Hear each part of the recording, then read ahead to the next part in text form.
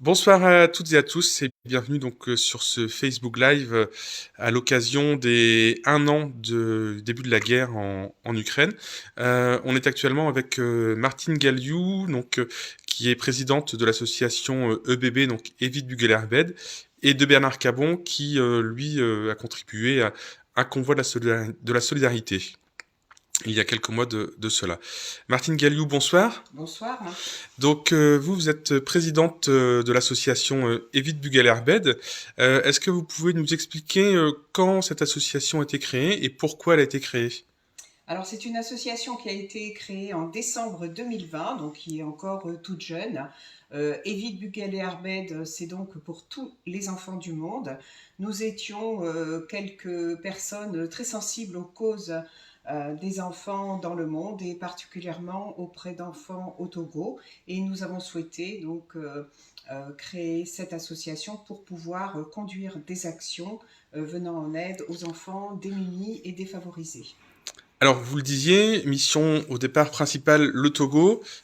Comment est-ce que vous en arrivez à aujourd'hui avoir contribué à des actions pour les Ukrainiens? Alors pour l'Ukraine, eh bien écoutez, je crois que c'est venu tout naturellement. Les premières images, il y a tout juste 1 an, fin février, relayées par les médias et nous montrant cette invasion de la Russie en Ukraine, des files de femmes, d'enfants dans les rues, d'hommes désappointés devant partir à la guerre. Je crois que personne n'est resté insensible à cette situation. Évite Bugali-Arbed, on dit plus couramment EBB localement. Voilà, tout de suite s'est senti concerné et impliqué. Et l'a été d'autant plus qu'un membre de notre conseil d'administration avait été directement sensibilisé par un de ses enfants au montage de Convoi de la solidarité, qui était une organisation non gouvernementale, plutôt citoyenne et spontanée sur toute la France. Et donc les convois de la solidarité ont été portés par Mathieu Kassovitch avec un maillage sur l'ensemble du territoire et nous avons vu qu'il était possible aussi localement de monter des projets de convoi. Et c'est ce qui nous a animés très rapidement, voilà, pour pouvoir dans ce convoi collecter des dons, les acheminer particulièrement en direction des enfants et des femmes, des dons alimentaires, du matériel de puériculture, des vêtements pour enfants, etc. Et donc c'est ainsi que c'est monté assez rapidement. En 3 semaines, nous avons réussi à monter ce convoi grâce à la solidarité locale, un grand élan des entreprises, des commerçants, de particuliers, des gens qui ont apporté leur contribution soit sous la forme de matériel, soit sous la forme d'espèces, puisque l'argent collecté nous a aussi permis d'acheter des kits chirurgicaux d'urgence. Nous avions évalué ce besoin et nous avons pu nous fournir de ces kits pour les acheminer. Alors vous le disiez, c'était une action qui a été montée très rapidement vous n'avez pas eu de mal à boucler finalement cette organisation, même si ça a été fait rapidement, pour trouver des bénévoles, pour notamment le convoi, ça a été très rapide, vous disiez. Alors, dans ces cas-là, tout le monde déploie les antennes, on fait marcher les réseaux, on s'envoie des mails, on se contacte. Au-delà de sensibiliser largement la population sur ce projet de convoi, nous avons tout de suite adressé des mails à nos adhérents et sympathisants. Et c'est aussi par ce biais-là que Bernard a été touché par notre demande. Le mail est parti à 14 heures et à 15 heures, nous avions déjà 3 propositions de convoyeurs. Donc Bernard, Janine et Tiffaine, se proposant de se mettre à la disposition de notre association pour assurer ce convoi jusqu'à la Pologne. D'accord. Merci Martine. Alors, bonsoir Bernard. Bonsoir. Vous, effectivement, comme disait Martine, vous avez répondu très rapidement à la Oui. proposition de EBB. Tout de suite, oui. Pourquoi? Parce que j'ai vu le film de Mathieu Kassovitz et je me suis dit, ben, faut que j'aille là-bas. Voilà. Et je me suis même pas posé la question. C'est venu par Joe. On a discuté. Il m'a dit, t'es volontaire? Je lui ai dit tout de suite. On est parti. Puis voilà. D'accord. Alors, est-ce que vous pouvez nous raconter, nous expliquer plutôt comment s'est passé justement cette préparation du convoi, ce départ du convoi, et puis évidemment toutes les étapes du trajet et puis du retour, enfin Mm. sur place et du retour également de ce convoi qui Ouais. vous a marqué. Tout d'abord, avec le docteur Leroy, donc on a passé quand même quelques jours à faire un trajet, parce qu'on a plusieurs solutions, hein, notamment avec des pays peut-être plus dangereux que d'autres à passer. Donc nous avons passé par l'Allemagne, la Pologne directement. Donc on a établi tous les points d'arrêt. C'était comme 2500 km, hein, c'est pas un petit trajet. Donc il fallait voir toute la logistique hôtel. Tout était fait avant. On avait un roadbook. On a eu tous les autoroutes aussi gratuites, hein, Les laissez-passer. les laissés-passer d'autoroute, hein. Tout s'est admirablement déroulé. Très bien. Alors, vous, une fois que vous avez dit Banco, j'y vais avec les deux autres personnes, comment ça s'est passé pour vous ces jours qui ont suivi et jusqu'à prendre la route et la préparation des colis, vous me disiez, il y avait la logistique, il y avait Ouais. voilà. L'euphorie de partir déjà. Oui, Tout le monde qui te disait mais t'es fou d'aller là-bas. Bon, mais finalement faut oser. Hein, mais je trouve que EBB nous a préparé ça déjà magnifiquement. Quand c'est bien préparé, quand tout se déroule bien, il n'y a aucun risque. Ouais. Et puis Ah, c'est comme une belle expérience humaine. Hein. On ressort de là-bas, on n'est plus le même en sortant de là. d'accord. peut-être compléter les propos de Bernard sur la préparation et la logistique. Donc, au-delà de l'élan, au-delà des points de collecte, etc., c'est toute la mobilisation de nos adhérents pour trier les dons, les impacter. À cela, je dois aussi remercier la communauté de communes qui a mis un local à disposition, remercier la mairie de Lesneuvin qui nous a élaboré toutes les étiquettes, mais nous étions aussi très très bien accompagnés par toute l'organisation des convois de la solidarité, parce qu'il y avait un étiquetage très précis selon les contenus des colis. Il y avait voilà toutes ces conditions d'organisation qui nous ont largement facilité la tâche. On ne partait pas dans l'inconnu, on n'a pas laissé trois bénévoles convoyeurs, aussi généreux soient-ils, partir comme ça à l'aventure. Pour nous, c'était zéro prise de risque. Et c'est pour ça aussi que Yves a mis un point d'honneur à préparer ce trajet, cet itinéraire avec les points de vigilance, etc. Et c'est aussi lui qui a assuré tout le routage pendant les 4 jours du périple. Enfin, voilà, il fallait aussi partir dans de bonnes conditions pour assurer cette mission. D'accord. Alors Bernard, vous avez dit donc la route, l'Allemagne, la Pologne.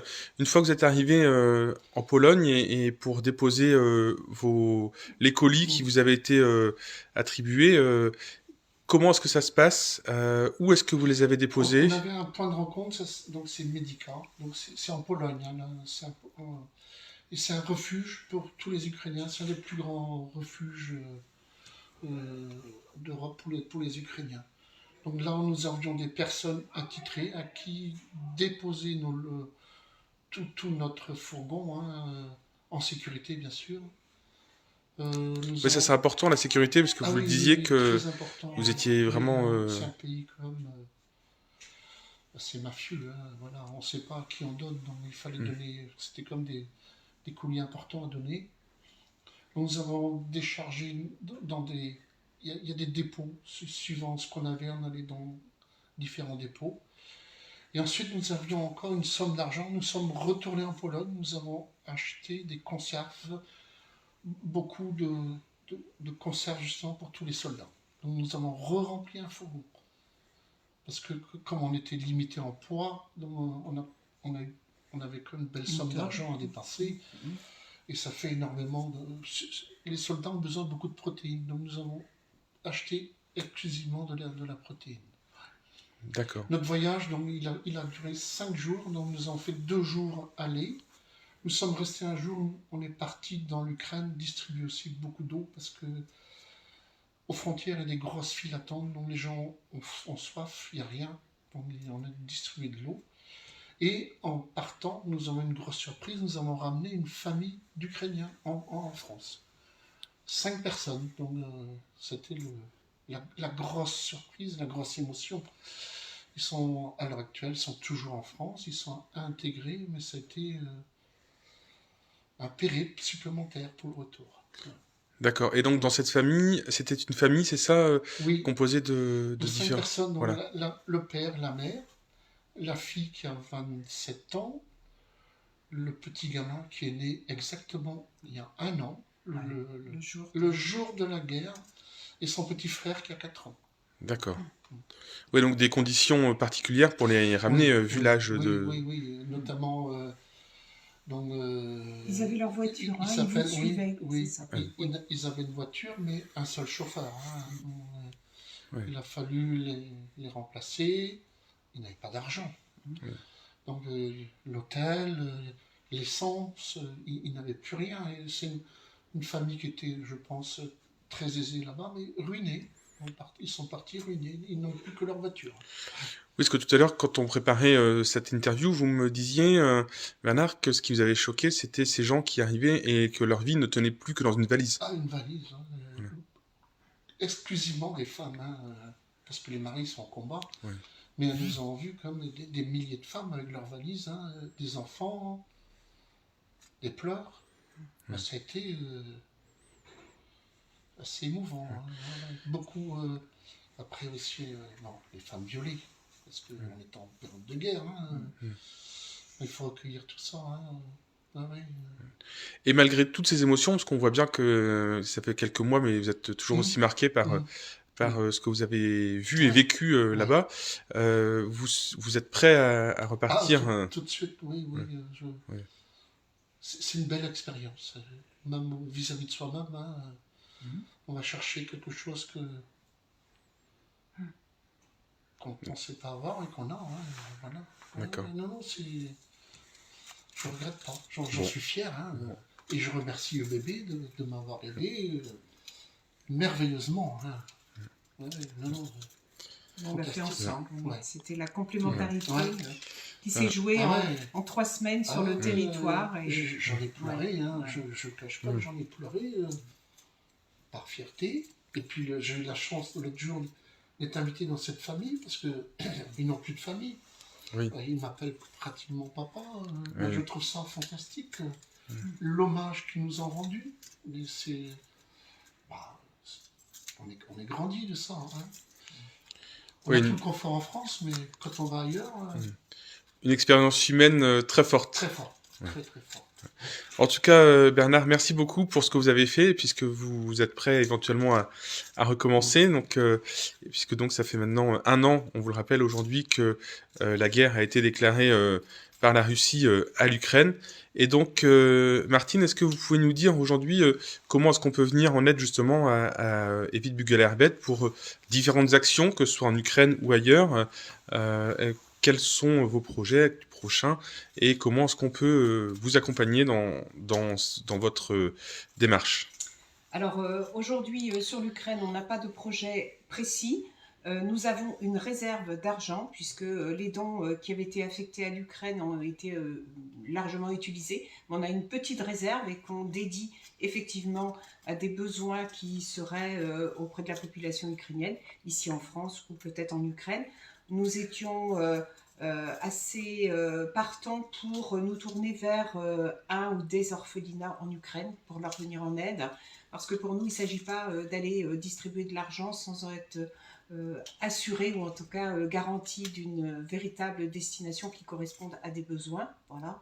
Donc là, c'est plutôt l'opération Ukraine. Nous sommes en veille, on va plutôt le dire comme ça. En veille aussi par rapport à cette famille qui habite du côté de Morlaix là maintenant et qui, voilà, de temps en temps nous sollicite parce que la voiture est en panne, parce qu'il y a des besoins pour un des enfants. Donc là aussi, c'est une veille à l'égard de cette famille. Sinon, les actions de bébé, eh bien, écoutez, nous tournons aussi souvent que nécessaire vers des sollicitations qui nous sont adressées. Alors certes au Togo, où nous avons beaucoup d'actions, mais ça peut être ponctuellement avec d'autres associations humanitaires locales. Voilà. Donc EBB, c'est aussi un site internet, ebb-bzh.org. Donc vous pouvez consulter sur le site nos actions. Vous y retrouverez également le compte rendu de notre récente assemblée générale, les modalités pour nous rejoindre si vous le souhaitez. Voilà. Et donc nous sommes à la disposition aussi de toute bonne volonté qui souhaiterait nous rejoindre. Très bien. Bah, merci beaucoup Martine et puis merci Bernard pour Merci. le Merci temps que vous aussi. nous venez de consacrer Merci. et à bientôt. Merci. Merci.